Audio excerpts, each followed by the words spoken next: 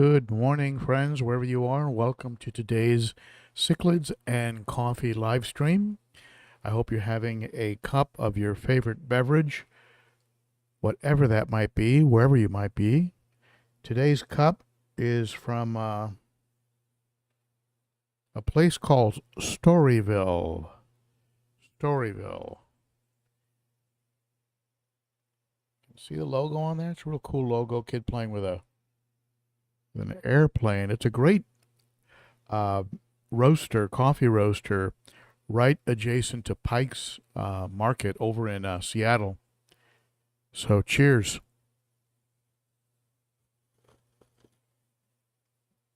Oh yeah. So welcome everybody. I see you're pouring in. Some of you from far away places. Hey Tracy, good to see you. Tracy Ballard in the house. Let me look at the chat here. Some good pickups, Zach. Very good pickups.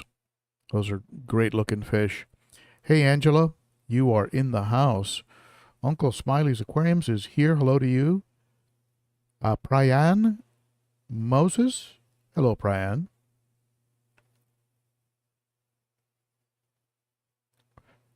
Michael Nero, good to see you. Good morning to you. Hi, Ronald. Good to see you, Ronald. Hey, Brian. Good to see you here, my friend.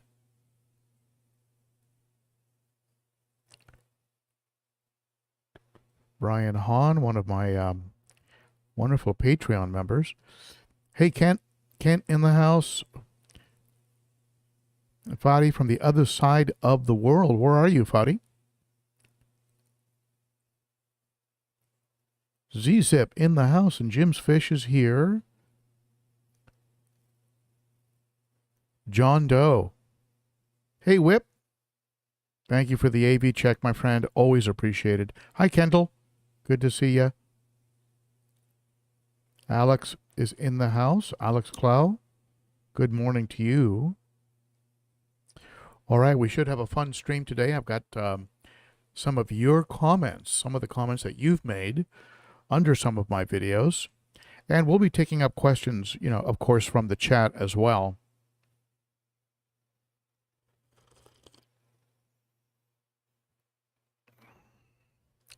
Yeah, Zach, you're right.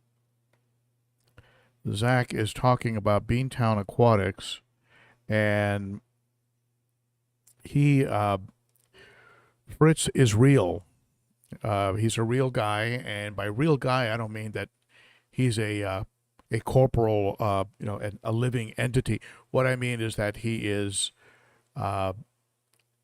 just a hardworking business owner, fish provider, who will talk with you despite being extremely busy. So I can't speak any more highly than I have already about the fish that I got from him. I mean, all the ones I got from him were rock solid and beautiful and growing and showing great color, and so nothing but accolades for Fritz and Beantown Aquatics. Of course, today's angle on the live stream is going to be featuring some of my buddies back here. See if I can get them to come on camera. Come on over here, guys. Show your pretty faces. These, of course, are my my little Discus puppy dogs. And I feed them some of this that I picked up from Super Cichlids. It's called Original Stenker Granulat. I guess it's out of Germany.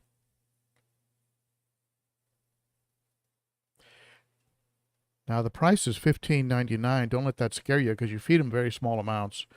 It's very potent. Comes with a little serving spoon. Let's give these guys a little snack. What do you say?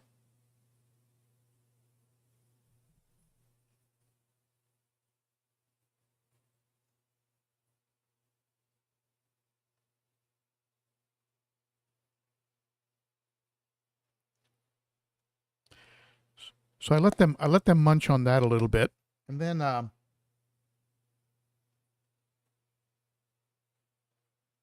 I toss in a little bit of this premium tropical flake, which is probably what they were being fed as, when they were being kind of grown out a little bit prior to shipment by Josh over at Cunningham Tropicals.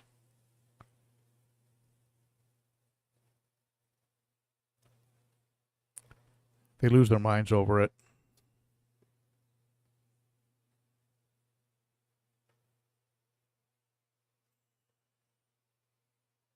See what they love those flakes. Now, you might look at this tank and look at these fish and go, wow, that's a lot of food, but they munch it all up. And keep in mind, this aquarium is currently at 83 degrees Fahrenheit. So their metabolism is really wound up. So they're burning a lot of fuel. Now this is where it gets really fun. These are blackworms from super cichlids from my friend Lisa. They are not a sponsor of the channel. I do buy these. And blackworms,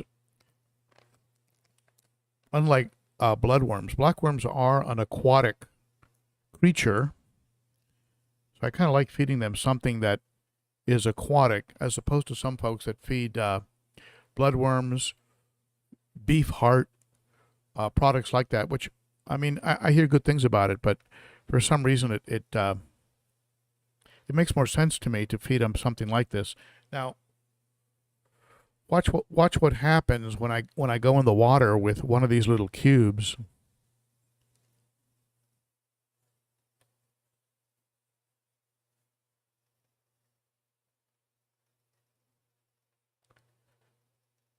Oh my God, they're pecking my finger. They're between my thumb and my, it's just hilarious.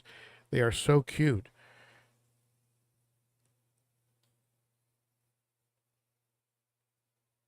I like to stick it to the glass, but I got it up. There it goes. Once it's been wet, it doesn't stick really well, but there you go. They love those blackworms. So there you go. You got to see a little feeding of the discus fish. These discus were picked up from Josh at Cunningham Tropicals. Big shout out to Josh. Let's do a few little quick shout outs before we get underway here. Cunningham Tropicals is still offering the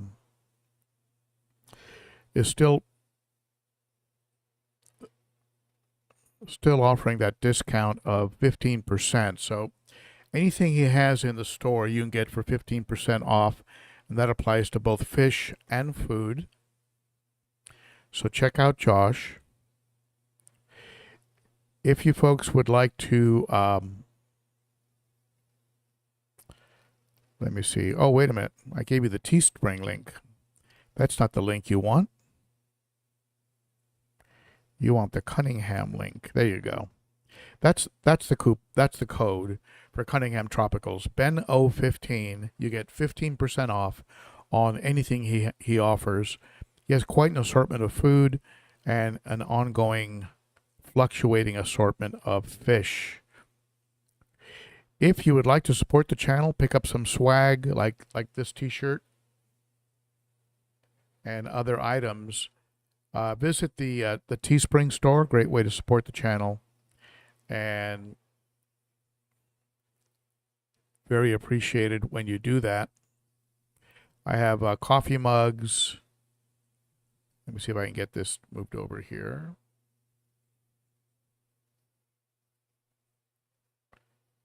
There we go. All right. There's sweatshirts, there's hoodies, there's coffee mugs, there's all kinds of teas, all kinds of different things. So check those out.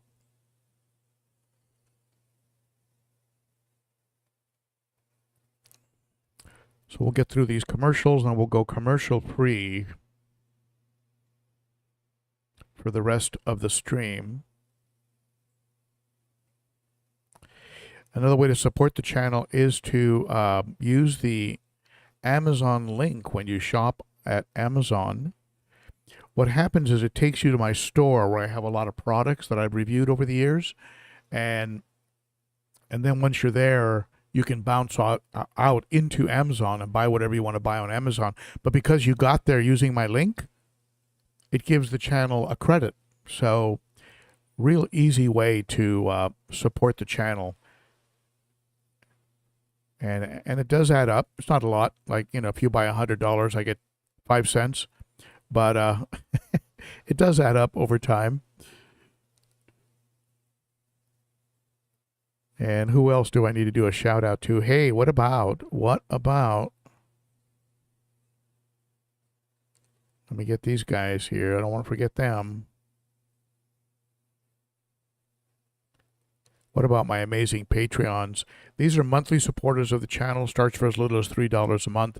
I call them the Garage Gang, and they are very, very appreciated, more appreciated than they know.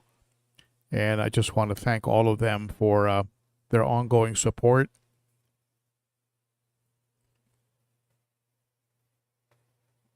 The details on becoming a Patreon are under the video. And one last shout out. Here we go. To my friends over at Aquarium Co-op for all the support that they provide. My friends over there, Zenzo and Corey, and I am behind in getting my editing done on my visit to Corey over in Washington. So I should be able to get that done this weekend. So watch for that. My visit to Corey's man cave, and that was actually a lot of fun. All right. So from that point on, we will be commercial free. Let's go ahead and officially start this party.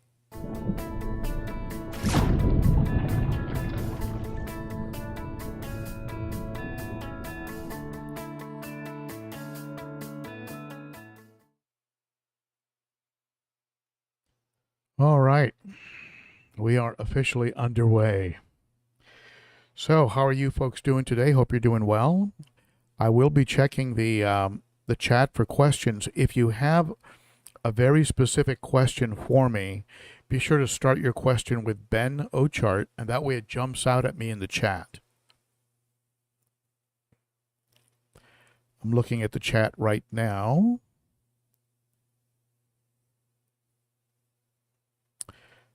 Hey, Frank. Frank is in the house. My youngest son just landed in San Juan, Puerto Rico. And he is there with his new wife. And they're having some fun down on the island. Beautiful 70-degree weather compared to what we're having here. But thank you for coming in today, Frank. Wet Sleeves Aquatics in the house. Hey, Peas and Haps. Des in the house. DSGF is here.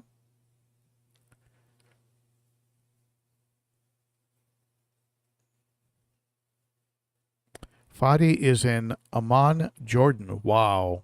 That's very cool, Fadi. Is there a very large fish keeping community in Jordan? Very, very, very, very cool.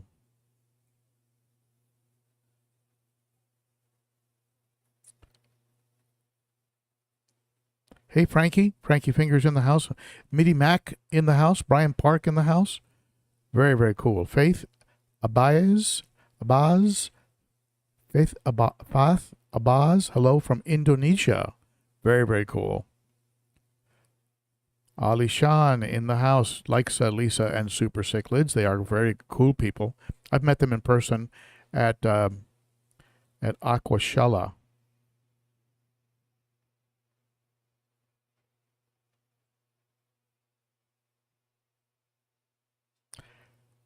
Alishan AS, bloodworms are a midge-fly larvae that develop in water. Cool. Very, very cool. I've heard a couple stories about discus and bloodworms and parasites, and so I'm kind of avoiding them, but I'm just being a little bit overcautious with these guys behind me here.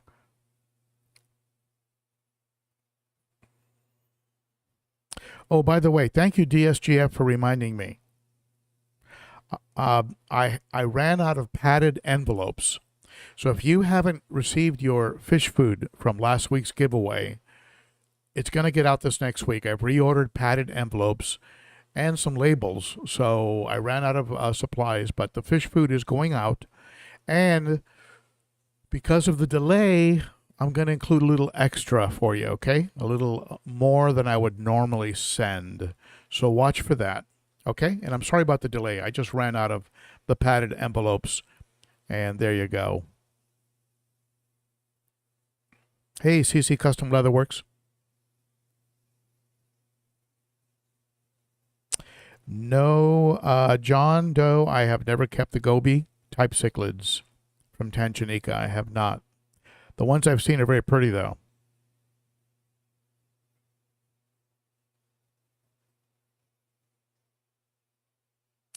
Peas and haps forever. I've thought about that. I have actually thought about that. I've even thought about starting different channels. Have a channel that's, my planted community, or a channel that's Discus, or a planted, I've thought about, but at the same time, I think that I'm getting a little bit more of a diverse crowd because of the different things that I'm keeping now. So I'm a little bit torn. I'll tell you one thing, it's increased my interest in the hobby. And I can't say I was getting bored. I was still very interested and excited. I still get very excited when I see a fish, a beautiful fish. But there's only so many things you can talk about African cichlids. I think my African cichlid playlist has about 200 videos on it. My African cichlid aggression playlist has about 200 videos on it. So different angles. So it's just trying to get a little bit like, okay, am I being redundant? And I know when a new person comes to the channel, it's brand new for them. But I've got to keep it interesting for you and also for me. So this diversity, looking at this planted community with a lot of wood in front of me right here, with a bunch of snails, and then looking at these little discus buddies right here. I mean, it's cool. It's just something very different. And, I think especially as you get older, and probably throughout your whole life, you should probably mix things up and not just use the same circuitry, the same circuit board that got formed up, right? Like mix things up, learn new things. Like I want to learn what's called DaVinci, which is a different kind of video editing software. But I'm so comfortable in the one I'm using now. But DaVinci I know would be better. And I think the reason I'm going to do it, apart from saving a couple $100 a year, because DaVinci you can get the basic line for free basically, is just to mix things up, just for the challenge of having to rewire my brain. Because I think once you get into your 60s and 70 like I am, you need some rewiring. You need some constant new neural paths, right? So, okay, hold on. You can probably hear me but not see me. Hold on, please.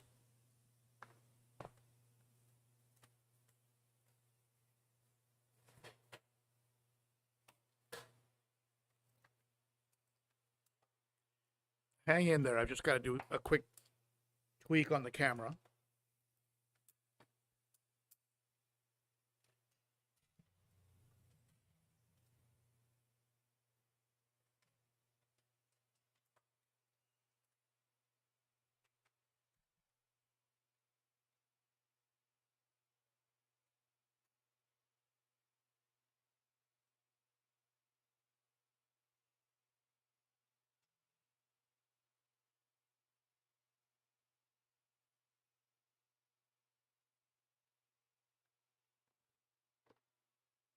Okay, I think we're back. And by the way, just so you know, I was going to run this message along the bottom. if we if you lose me for a long period of time, it probably means that I've had a power outage. We're having lightning and thunder, of course, and a lot of rain and high winds. And what that does sometimes is it blows out, you know, blows out the power, or a tree will fall and knock out power lines. And for anyone who lives in Tennessee, you know what I'm talking about. So if we do get disconnected, that's what we've got going on.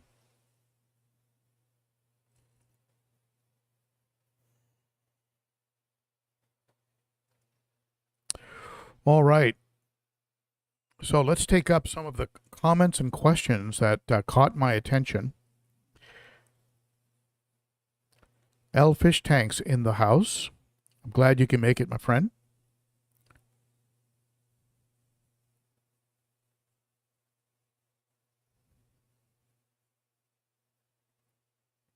But anyway, just to finish up what we were saying, peas and haps forever.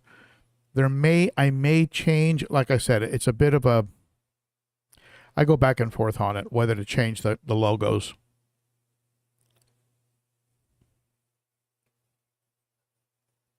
Dave Rice in the house. You're getting him in Knoxville too. Yeah, yeah. I tell you who's getting pounded right now is our friends down in Texas and Oklahoma. They're getting really pounded with some heavy winds that are just crazy.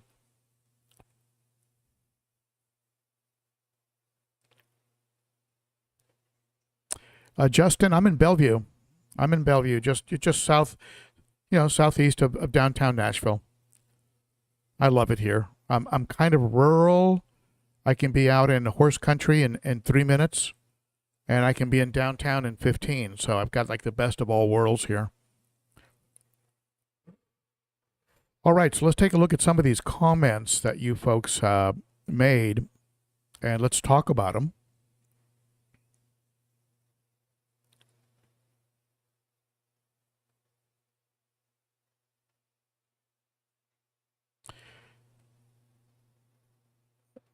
All right, so the first one here is from Jason, who says, "Hi, great looking fish." This is off of a video on that unboxing, that those fish I picked up from Snake River.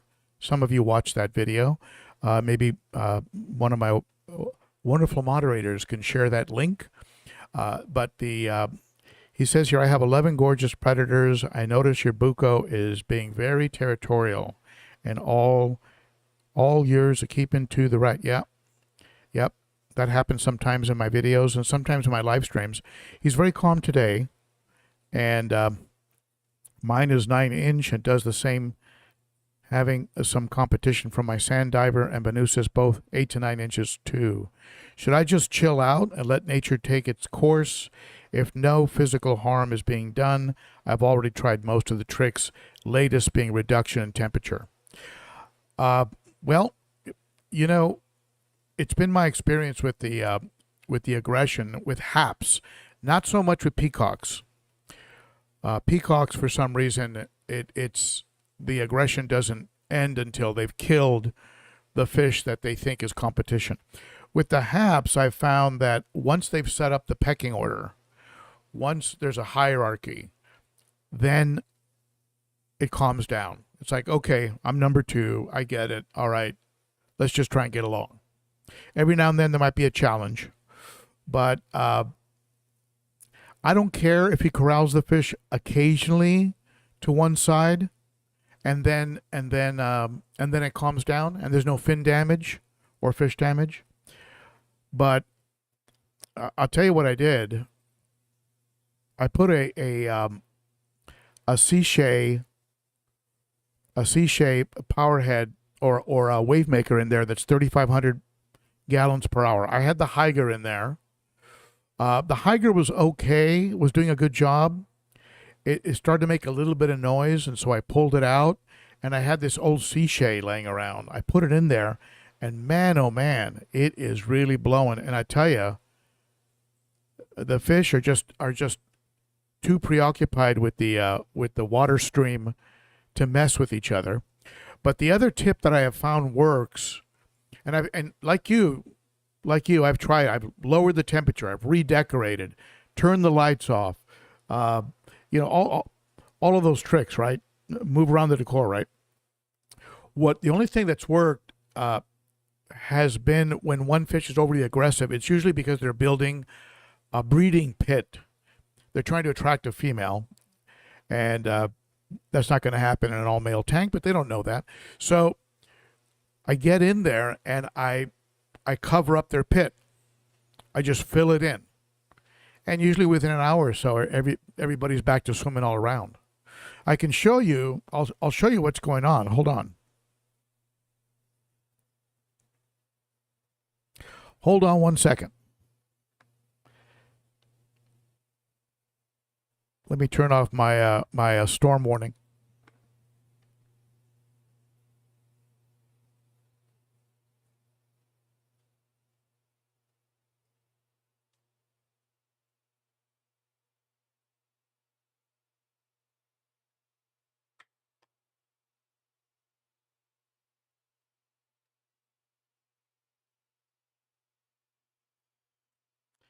So you can see they're not being corralled. They're swimming around. There's the Bucanono swimming across back and forth like he always does. Where's the big Bucachromis rhodesii yellow? He's hanging around there somewhere. But if you look at the back of the tank, you'll see a temperature gauge that's drifting to the left. You'll see there's a bubble, if you can make it out. I mean, because of the glare, you might not be able to, but there's a little air stone in there. It's being blown way over to the side.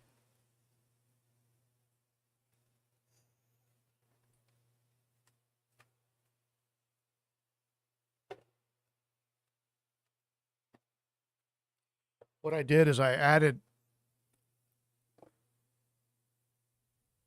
a sea shade.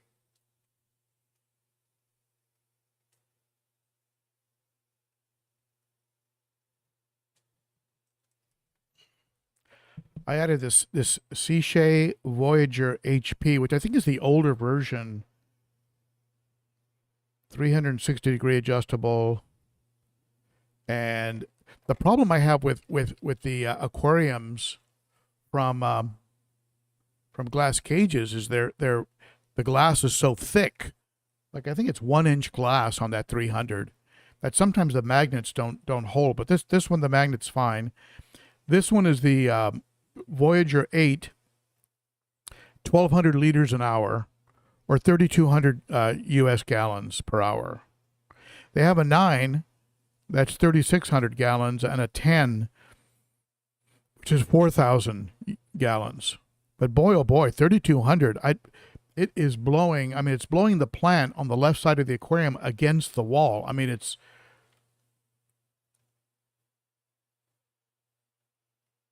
She say. It is just a beast. Anyway, water current. Water current, I think, will help. Will help with the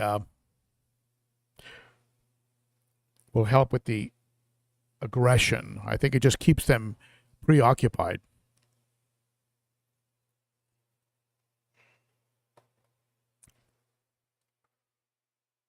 All right, let's get back to the comments here. I hope that helped.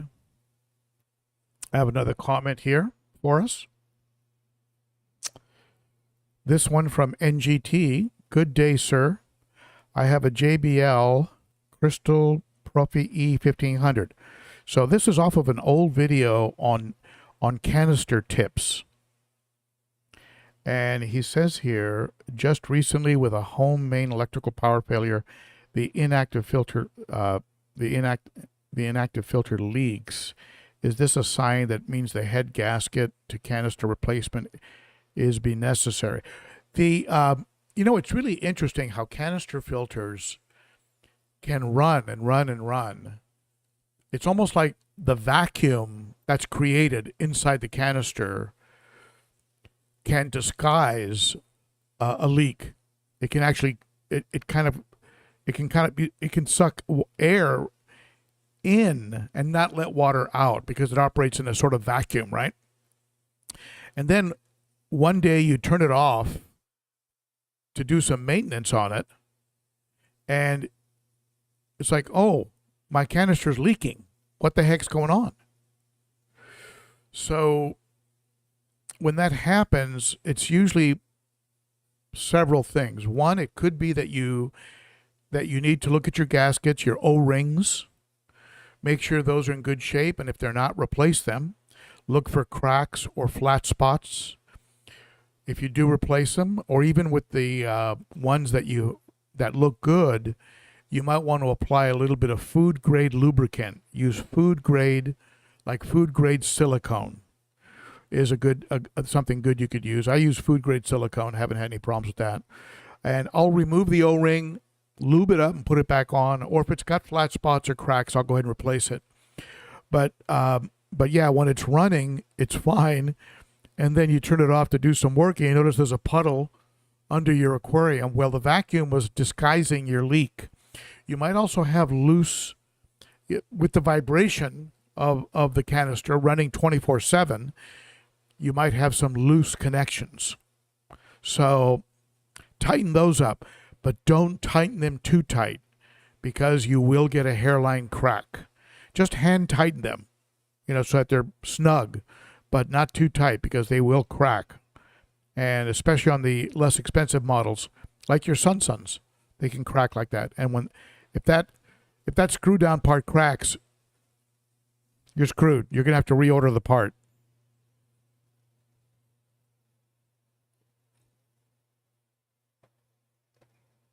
By the way, I have a canister playlist that has an enormous number of tips on it. You should check that out. My canister playlist, if you have canister filters or you're interested in getting canister filters.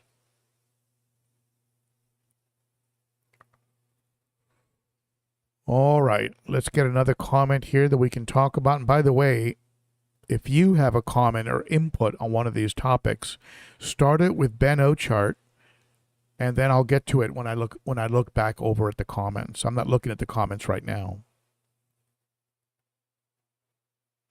This is from the video on how come fish die after a water change, or how come the fish die when all of your tests are coming out perfect. Zero ammonia, zero nitrite, right? Low nitrates, and yet the fish die. So I put a video out on that a while back. Water tests were perfect. So why are the fish dying? And Avon Gian 5621 said, I agree with you on everything you said. I've been an enthusiast for almost 10 years. Love my tank. And just last week I did a major cleaning and my canister filters failed right after. And after installing new filters, I'm getting my butt kicked, which I'm assuming that means you're having sick or stressed out fish, or maybe even fish death. I'm being patient and monitoring my tank establishment. Now, a couple tips here on this comment. First of all, if you can, if your budget allows it, always try to have an extra filter that you can immediately put into use. Just have one laying around that you can immediately start using. Now, if you don't, and you need to get a hold of some parts, or you need to replace the filter, this is going to make your tank cloudy, but it's going to save your fish. Pull the media out of the filter. Don't rinse it out. Don't do anything, and drop it into the aquarium. Sounds kind of gross, but it will save your fish. If you've got to wait a little while before you can replace or repair the filter, drop the media in the aquarium and run an air stone. And you should be okay until you can get that filter fixed.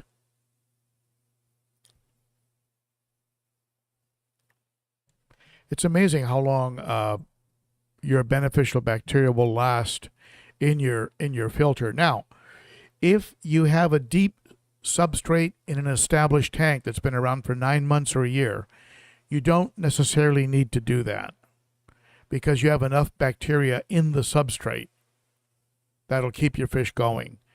Throw an air stone in there anyway.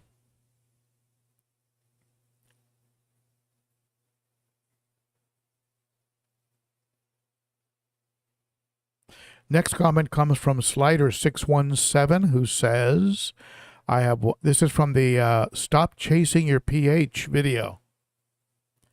Moderators, are you sharing links to these videos?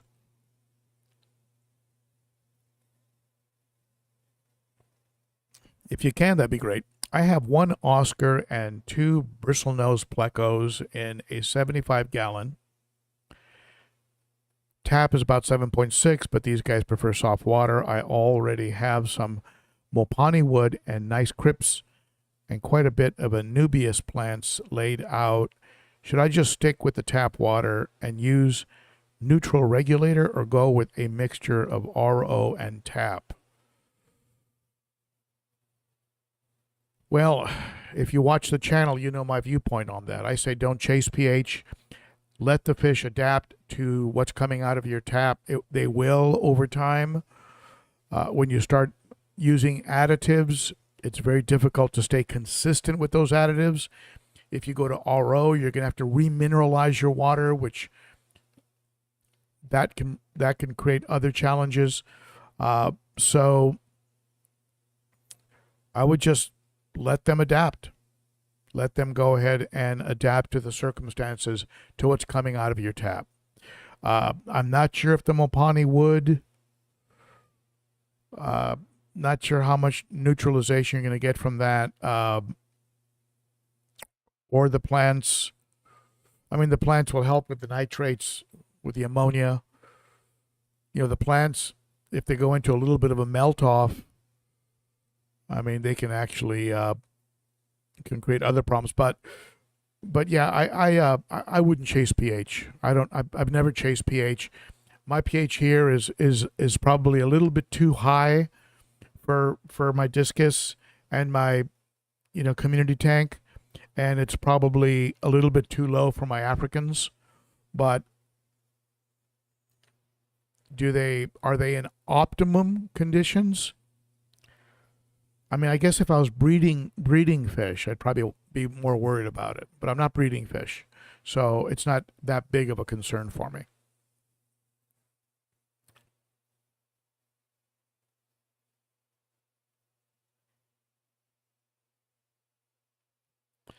Okay, next comment.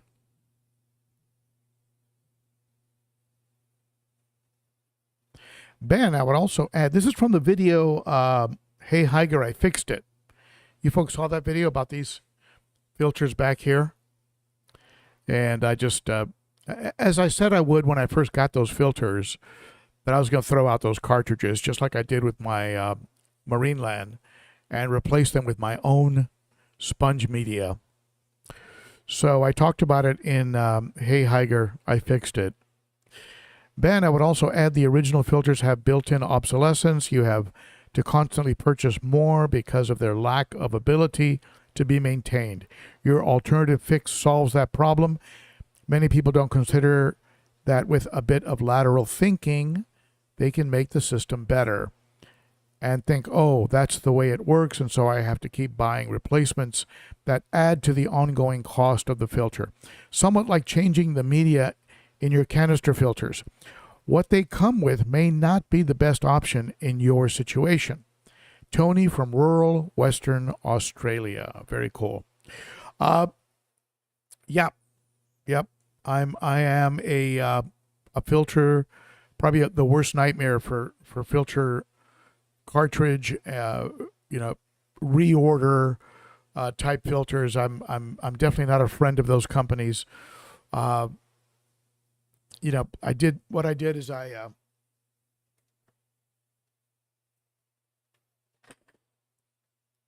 these filters here, I'll show you.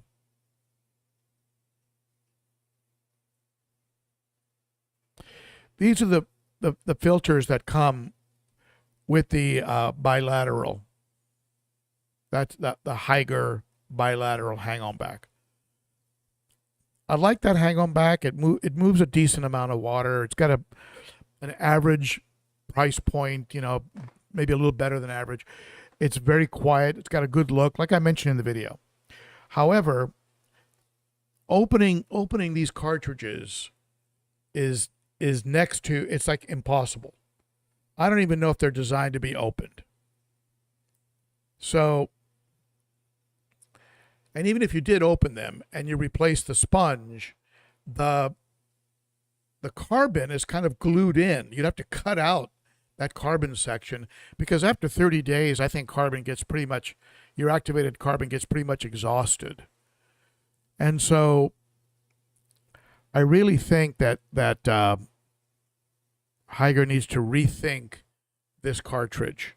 And I was able to replace that cartridge with something I cut from materials that I had available.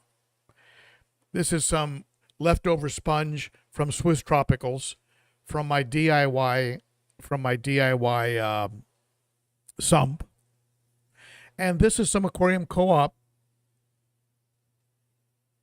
fine filter material, right? So you just cut them to shape. They slip right in. Probably once a month. I'll pull them out, give them a good rinse under tap water, drop them right back in. Very easy, not having to mess with that cartridge. So there you go.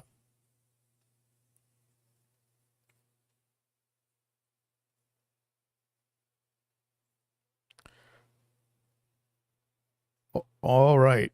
Ben, your message. Okay, this is off the video. Yeah, Haiger, I fixed it. Ben, your message basically applies to all HOB filter brands, even higher end brands, Fluval, Oase, Eheim.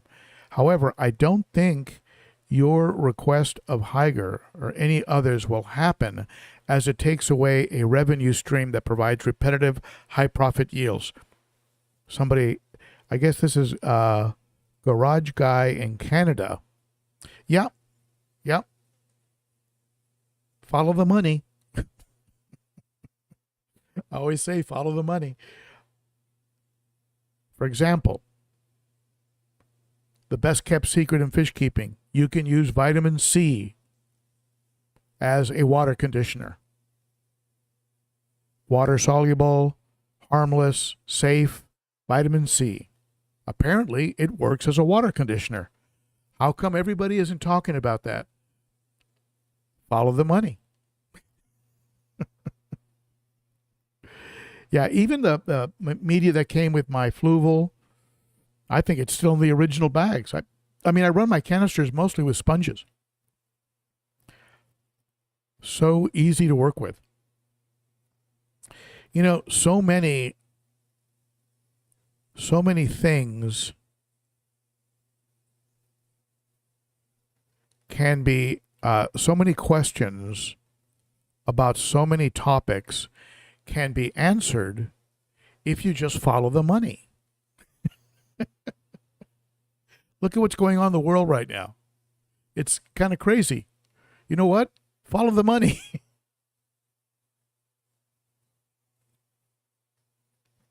And all of a sudden it's like, oh, now I get it. All right, here we go. Next comment.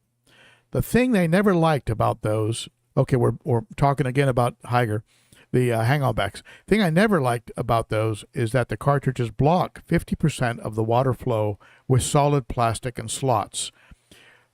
Could be. I mean, I don't know if it would be as much as 50, but maybe. I mean, there are a lot of slots, a lot of plastic in there.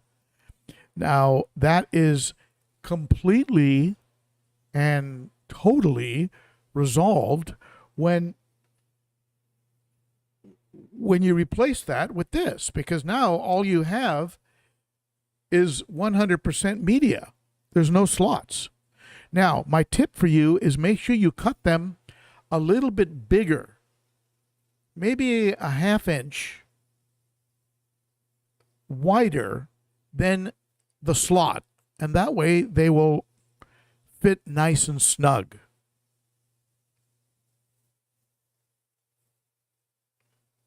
All right.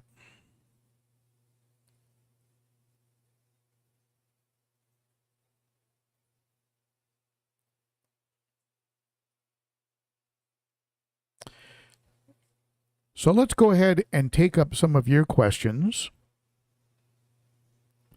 Some of you might see an ad at this point. I think that they're asking about inserting an ad.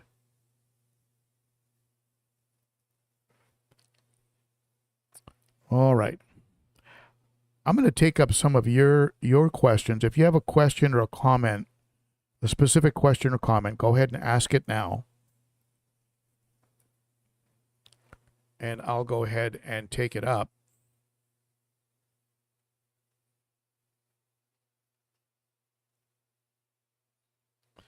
Let me bring up the chat.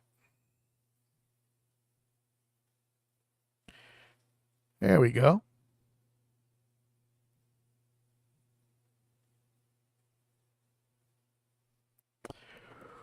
All right, I'm going to look at the chat here and see if something jumps out at me.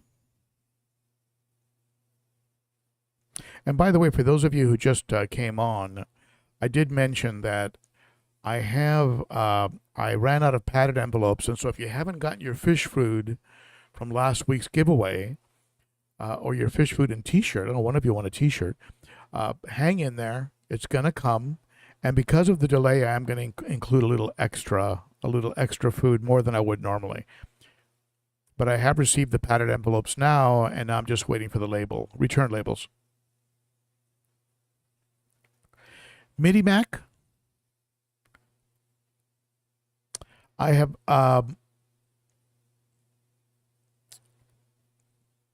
you know, I have a very limited I mean, I can only tell you about the hang-on backs that I've had experience with. The whisper hang-on backs I found were very noisy. Not because they were noisy in the pump, that the pump was noisy, that the mechanical, that the motor was noisy. The way they're situated, even with a high water level in the tank, they create a lot of splashing. I know this because I had two Whisper, I think they're Whisper 90s. They're the biggest Whisper that they make. I had two of them on a 60-gallon in California in a TV room, and I had to turn the volume of the TV way up because it was just too noisy. So I finally replaced them with canisters, which were completely quiet. But the Whispers were noisy. The this one here is very, very quiet. For those of you who have some of the CCAM, some of the other brands, go ahead and comment if it's noisy at all. The Marinelands are quiet. When they get older, they might rattle a little bit. When they get older, they might make a little bit of you can hear the motor a little bit when they get older. But they run like for 20 years.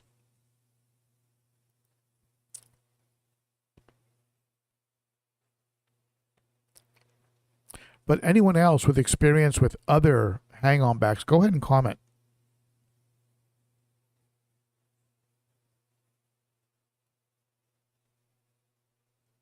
We all learn from each other, right?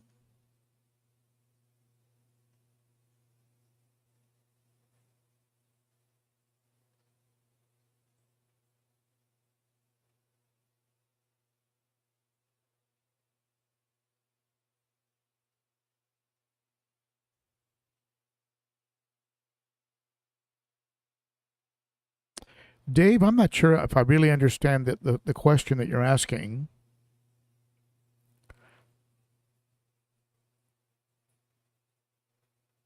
You're asking, I have tide line 72 by 22 sump from my 400-gallon Mabuna tank. That's an amazing Mabuna tank. Oh my goodness, 400 gallons full of Mabuna? However, I also have a 140-gallon stock tank I can use for more volume and versatility. Are you talking about using the 140 as a sump?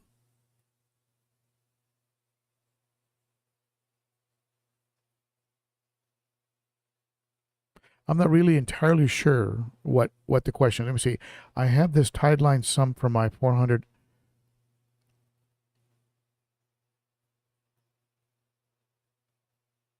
I mean, a sump. I've been running my sumps on the small side. My 300 has a 40-gallon breeder, and my 210 has a like a 38-gallon acrylic tank as a sump. So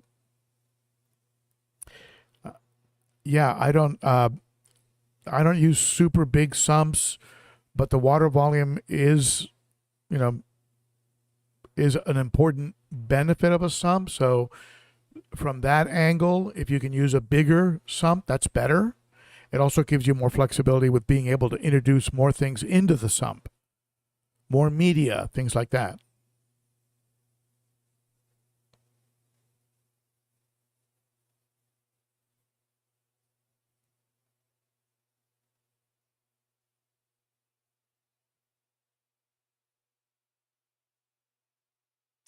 Whip's World. If you're losing fish, but you're testing the water perfect, probably should buy a new test kit.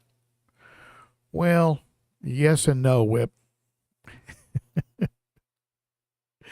Uh, your test kit isn't going to tell you that you've got parasites, or it's not going to tell you that there's colomaris in the water. But uh, test kits do expire. Sometimes you'll go on the internet and go, "Oh, look, what a great deal on a test kit," and then you get it and it's got, like, a month of life left. So just be sure your test kits are not beyond their expiration date.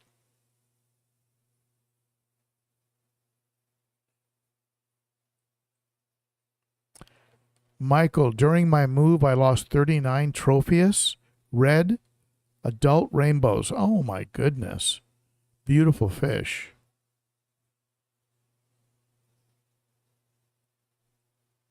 Yeah, moves can be really hard. Garage Gills in the house. Love that name, Garage Gills.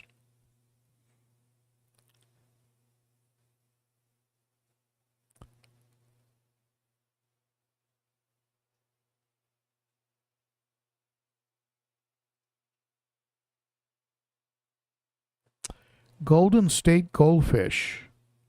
Great name. One of my favorite no-name hang-on backs is called a Lagushi from Amazon.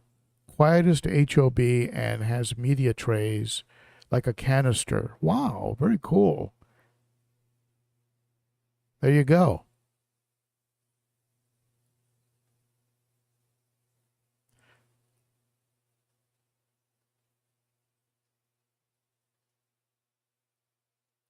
John Doe, I have found Rostratus to be mellow. They're a cool fish. They're a little bit like a Bucochromis notatania. Not a Lepturus or a, because they can be a little rough, but they're kind of like a sand diver. They're like they're sand divers. I mean, it's the they're cool. They're cool. Now, having said that, you always have to add to that they are cichlids, and they can flip that little switch. Whipswirl loves the aqua clears. Thinks they're the best. Titles are too noisy. So titles are noisy. That's interesting. I didn't know that. Aqueons fail too often for me. The Marineland 350s are workhorses, but noisy as well. Aqua clear. So Whip is putting a vote in for the aqua clears. I have not owned one of those. Maybe someday.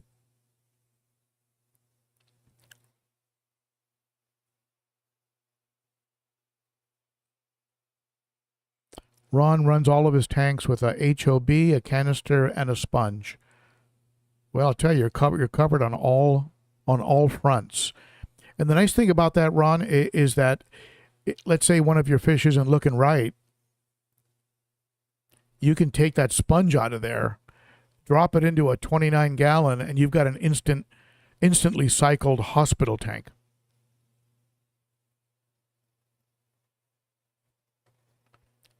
Just be sure to treat the water in the hospital tank before you put the sponge in, or you'll kill all the bacteria.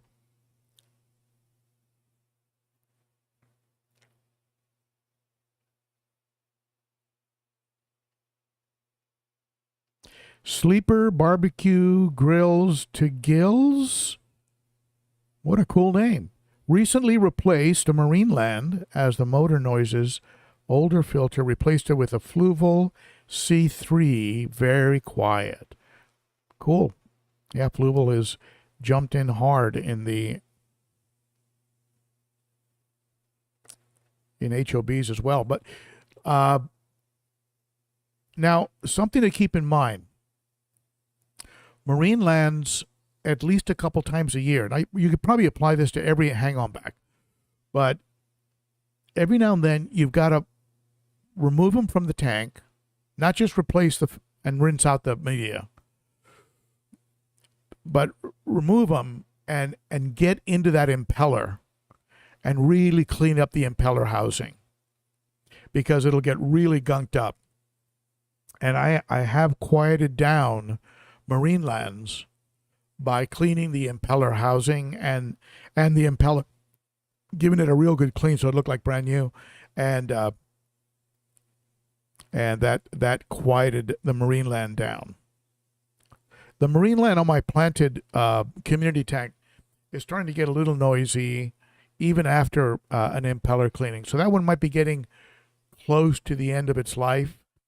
I bought it used, so it's probably been running for over 10 years.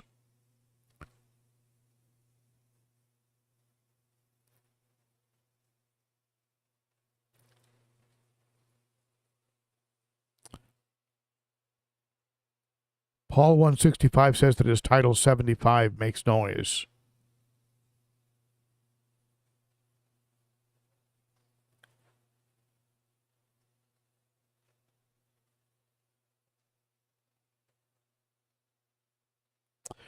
Brian, I don't know. I really don't know. I mean, it probably, I've heard people make comments like, hey man, I'm trying to help you out, I watch the commercials. But I don't know. I really don't know if that would help or not help, or, I mean, you know, do what you want. I mean, look, here's the truth. If a video gets, I don't know, 50,000 views, I don't know, what does it make? Like $20? Don't worry about it. Don't worry about it. If you're interested in the commercial, watch it. And if you're not, skip it. But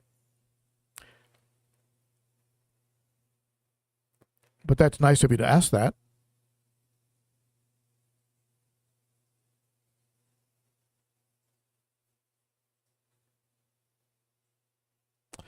Yeah, the water level can make a big difference with the noise, especially the water, the splashing noises.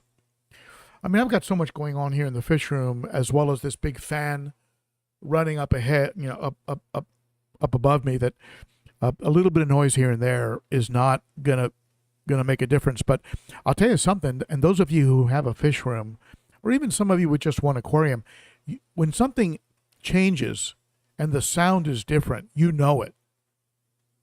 You know it instantly. You walk in, you go, what's that hum? What's that? Like there's a slight change in the tone, right?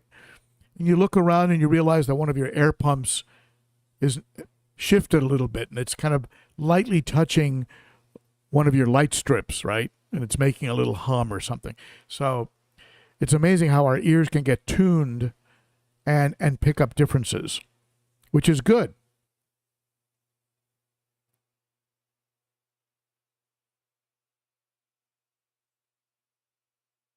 Zach says he's paying a company to move his tank next month. Yeah, I tell you.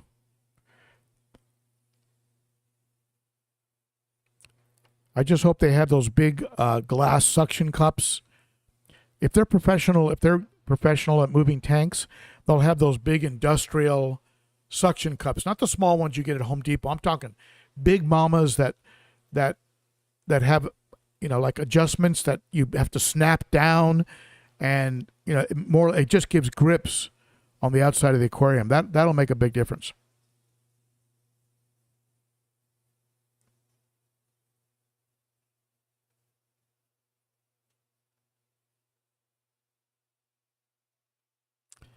The DSGF, my 20-year-old Cascade canister filter sounded like a weed whacker.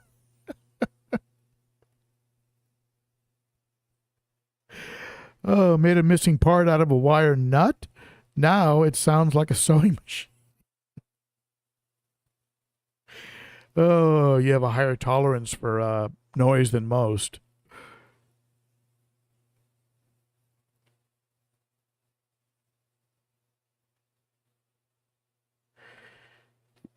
Yeah, that's true. You should have a little bit of an ammonia spike if there's a dead fish whip. Now, if you're father fish and you have a dirted tank, what do you do with that dead fish? You push him into the sand and you make him into fertilizer. Dave Rice says aqua clears are the goat. The greatest of all time. Goat. Golden State Goldfish. Hey, Ben, curious if you ever tried that Aquarium Quiet Flow canister. No, I haven't.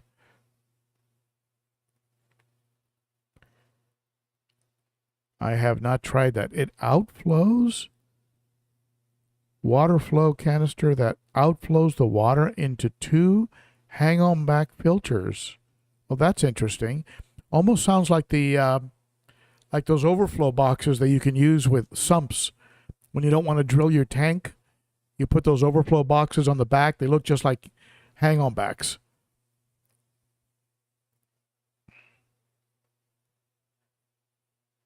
Frank Vera, Aqua Clears.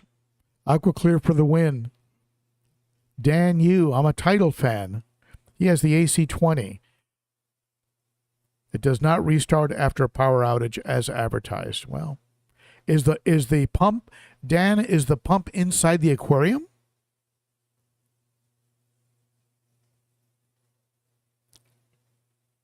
The only ones I have found that consistently will restart after a power outage have the pump inside the tank. Otherwise, I mean, that water level drops and it just can't prime. You just can't get it to go.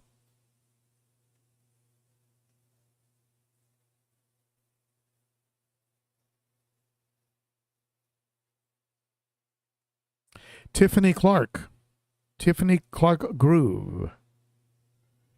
All you have to do, Google vitamin C as an aquarium conditioner. Using vitamin C as an aquarium conditioner.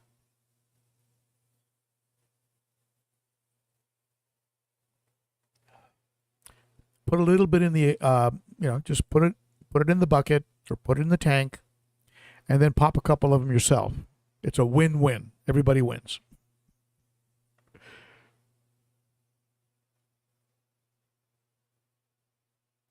Golden State, he agrees that Aqua Clear is the GOAT.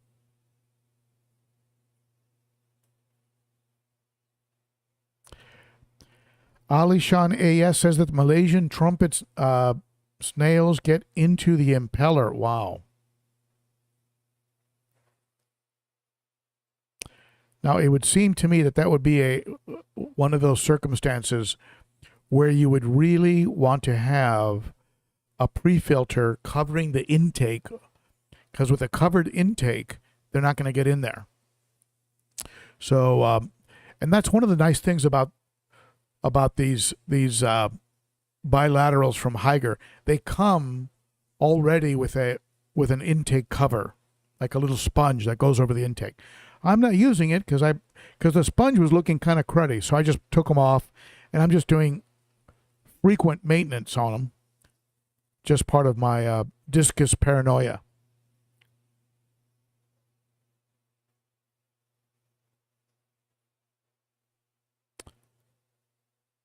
Whip Swirl says that the Marineland 350s are quiet when you first get them. Then they get into a grind. Now, I wonder if you do that. Did you do the impeller maintenance where you actually disassemble the impeller? I wonder if they would still grind after that.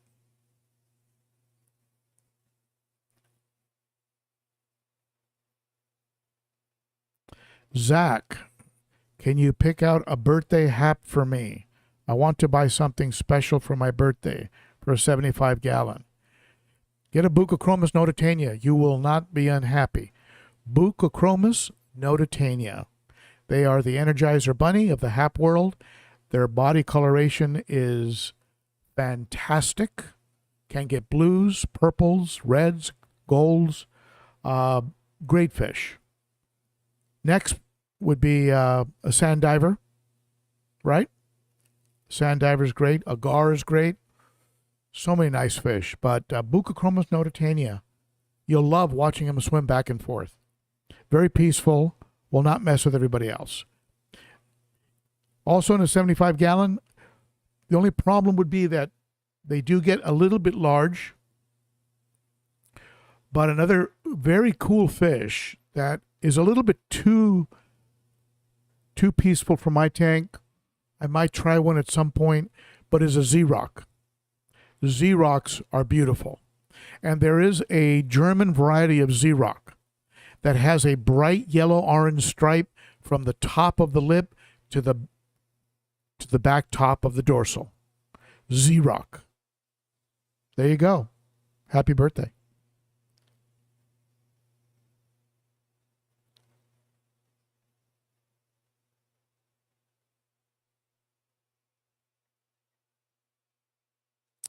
Yeah, Ronald, a lot of hang-on backs.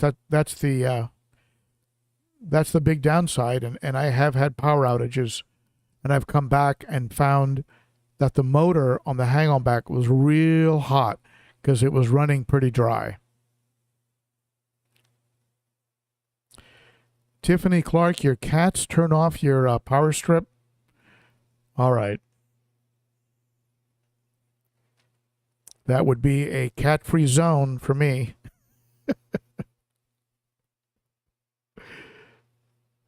Zach, it's an aquarium moving company. Okay, good. So they're going to have all the right equipment. $400. I tell you, it's get it done professionally. It's probably good. It's going to be worth it.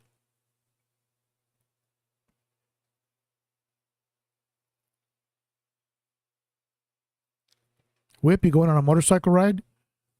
Don't ride towards the storm, my friend. In Texas, 18-wheelers are being blown off the highway. I think you're pretty far north of there.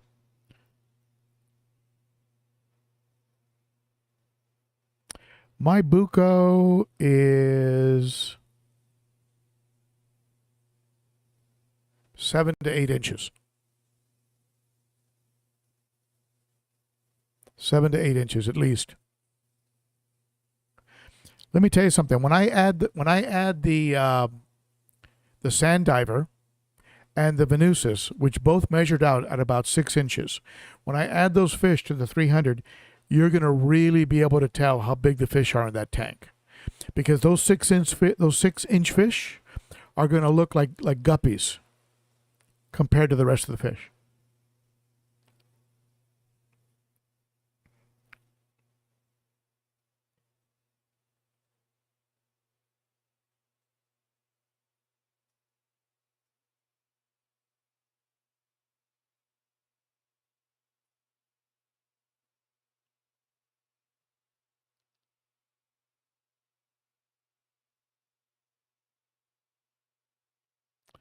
Oh, okay. So they make a claim. They claim that it'll restart.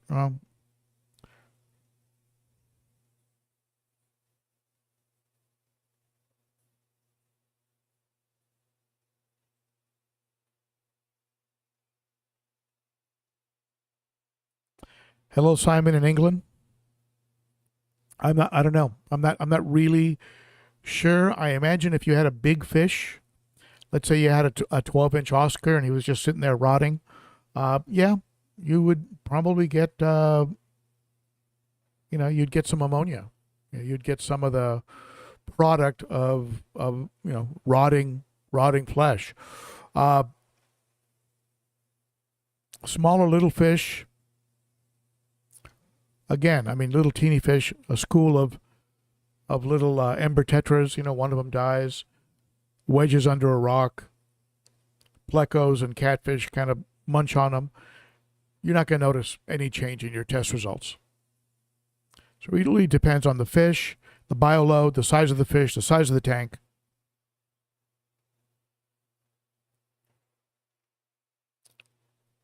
Robert Johnson says his 110s, I guess those are aqua clears, never restarted.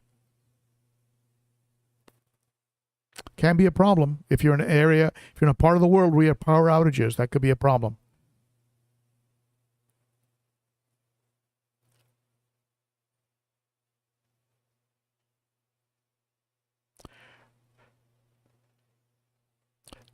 Alishan, the Lethrinops are beautiful. I have found they do perhaps best in a Lethrinops specific tank. My red cap Lethrinops was probably one of my favorite all-time fish. Really, all the Lethrinops are gorgeous. They're just gorgeous fish. And in the back of my mind, I'm kind of thinking someday to have a Lethrinops, all Lethrinops tank.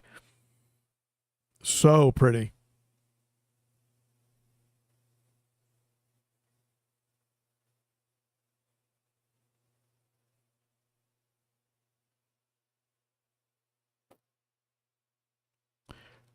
Yeah, Ronald, have you ever seen that Lethrinops bury himself? They bury themselves. You talk about him, they bury himself. Sand divers are not called sand divers just for the heck of it.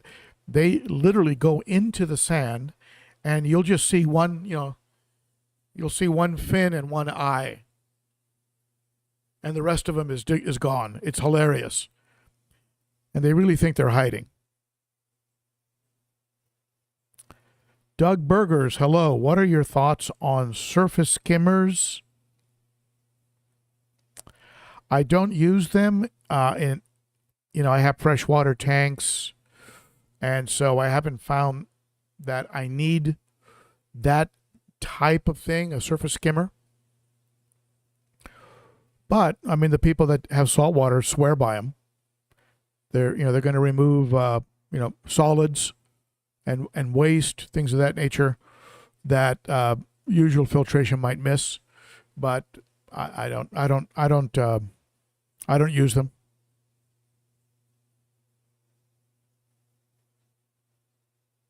Anybody else want to comment on surface skinners? I know some hang-on backs come with them. Even the Suns I think have a skimmer type of attachment that you can put into the return line or intake line.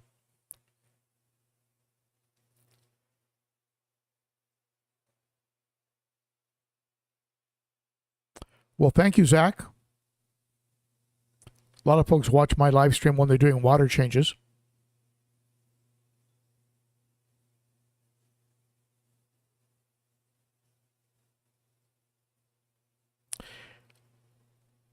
Alishan, I will use Java Moss to wrap around HOB intake. That's kind of smart. Let me know how that works.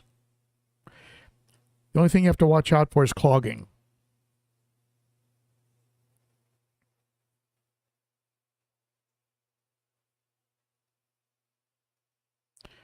Tiffany says the worst hang-on back she ever owned was the top fin. Quit working in less than a week. Well, I hope you got your money back.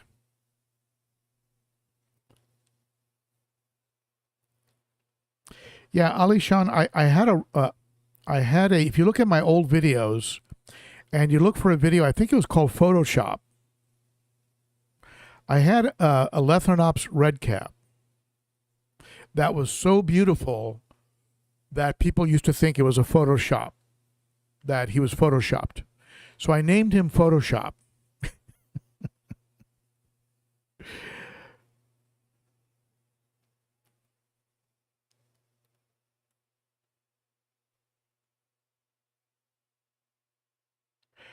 John, if they get if they get panicked, if they're startled, they will go into the substrate. Several fish do it. Your hecali, I think some geos, several fish will disappear into the substrate if startled. It's not just the sand divers. And so you get somebody breaking down an aquarium and all of a sudden they go, well, wait a minute. Where's my hecali? Your hecali is under the substrate.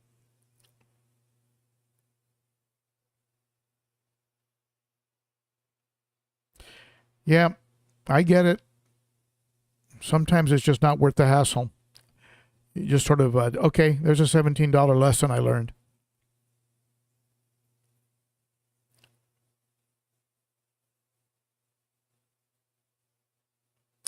I don't know. Simon, it would seem to me that, and this is just me, that if you've got like oil and stuff floating in your aquarium, you've got other problems.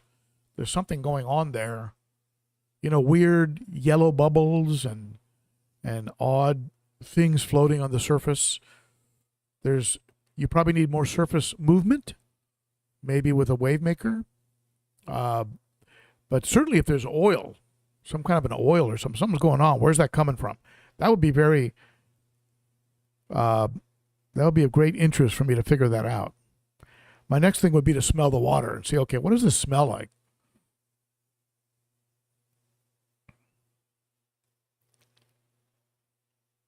Ronald is using the pre-filters. Yeah, they're game changers. In certain applications, they are truly game changers. Certainly a game changer with canister filters.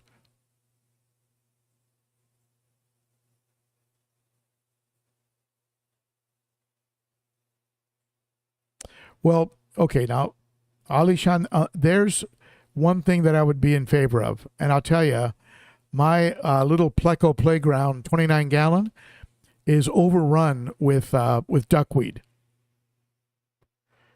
And so, yeah, I wouldn't mind something to get rid of the duckweed. You can't just take a net and just start scooping it out, but I'll tell you, it's like the rabbit of the plant world.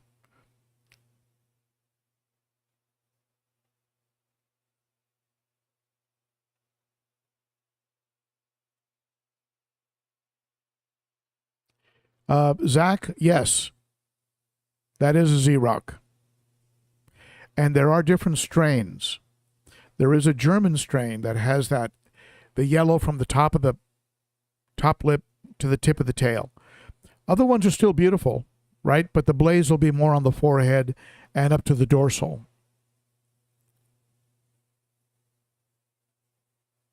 Yeah, Ron, if you have a fry tank or you have shrimp or anything like that, you've got to have a cover over your intake, or you're going to lose those little guys. They're going to get sucked up. All right. We have run over the hour, and I've got some work to do here in the fish room. So I want to thank everybody for joining me today for an hour, spending some of your Saturday with me. And I'm going to do a little maintenance, a little feeding, and maybe put together a video for you. I am going to be working on the visit to the aquarium co-op to Corey. I didn't visit the store. I only went to his little warehouse, where his lab is. I called it the aquarium, the man cave. So I'm going to go work on that a little bit. But at any rate, let me see, Tiffany, is there a way to cut the output flow? Still leaving the flow? Yeah, it's like what comes in one end is going to go out the other. You can change the direction. I know what you're trying to do with that. You really can't have a lot of flow, surface flow, if you're trying to get a betta to build a nest. Yep. You have to probably change the kind of filter that you're using. Anyway, all right. Yeah, you can't have a lot of surface tension breakup when you've got a betta. Probably a very low intensity pump, a little sponge filter with a very low low pressure. That would be probably the only way to go with something like a betta, because you really can't have that surface, too much surface tension. Now, keep in mind, a betta doesn't need a lot of oxygen, so because they will go to the surface and breathe like a cory cat. They'll go up and take a gulp. So you don't need to have a tremendous amount of surface tension breakup. So I think they live like in puddles, right? In Malaysia or Indonesia or someplace. At any rate, there you go. I'm going to let you folks go. I want to thank you all for joining me today. If I missed any super chats, I'm sorry, I wasn't watching. But for those of you who support the channel by subscribing, by being Patreon members, by giving my videos a thumbs up, by watching my videos, thank you so much. Thank you to my wonderful moderators, and thank you to those of you out there in the commercial world like Cunningham and Northfin and all the rest of you out there who support the channel, right? The co-op, all of you, thank you so much for your help. And I think we'll go ahead and end off. How does that sound? You folks have a wonderful weekend.